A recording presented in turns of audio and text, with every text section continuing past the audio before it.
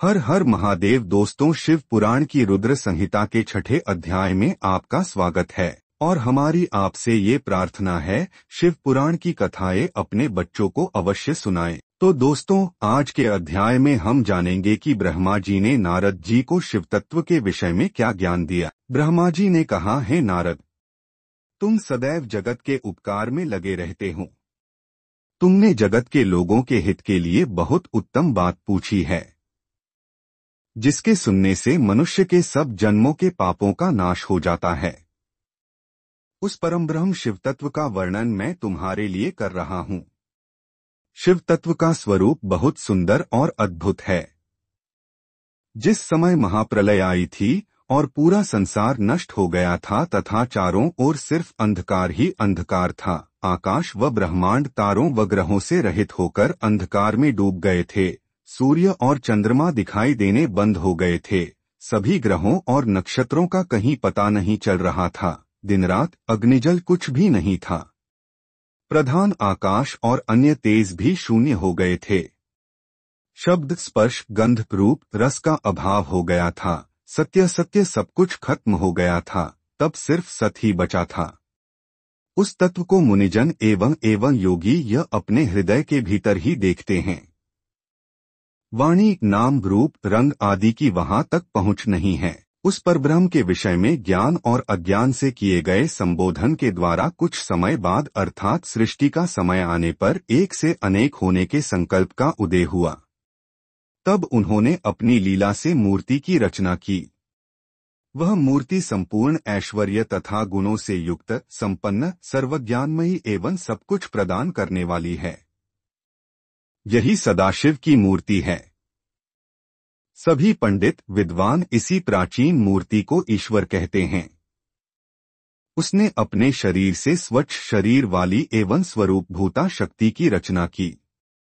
वही परम शक्ति, प्रकृति गुणमयी और बुद्धित्व की जननी कहलाई। उसे शक्ति, अंबिका, प्रकृति, संपूर्ण लोकों की जननी, त्रिदेवों की माता, नित्या और मूल कारण भी कहते हैं। उसकी 8 भुजाओं एवं मुख की शोभा विचित्र है। उसके मुख के सामने चंद्रमा की कांति भी क्षीण हो जाती है। विभिन्न प्रकार के आभूषण एवं गतियां देवी की शोभा बढ़ाती हैं। वे अनेक प्रकार के अस्त्र शस्त्र धारण किए हुए हैं। सदाशिव को ही सब मनुष्य परम पुरुष, ईश्वर, शिवशंभु और महेश्वर कहकर पुकारते हैं। उनके मस्तक पर गंगा, भाल में चंद्रमा और मुख में 3 नेत्र शोभा पाते हैं। उनके 5 मुख हैं तथा 10 भुजाओं के स्वामी एवं त्रिशूलधारी हैं। वे अपने शरीर में भस्म लगाए हैं। उन्होंने शिवलोक नामक क्षेत्र का निर्माण किया है। यह परम पावन स्थान काशी नाम से जाना जाता है। यह परम मोक्षदायक स्थान है। इस क्षेत्र में परमानंद रूप शिव पार्वती सहित निवास करते हैं। शिव और शिवा ने प्रलयकाल में भी उस स्थान को नहीं छोड़ा, इसलिए शिवजी ने इसका नाम आनंदवन रखा है।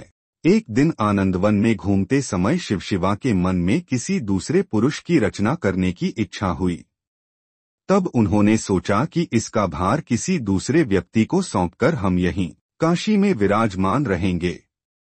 ऐसा सोचकर उन्होंने अपने वाम भाग के 10वें अंग पर अमृत मल दिया, जिससे एक सुंदर पुरुष वहां प्रकट हुआ, जो शांत और सत्व गुणों से युक्त एवं गंभीरता का अथाह सागर था।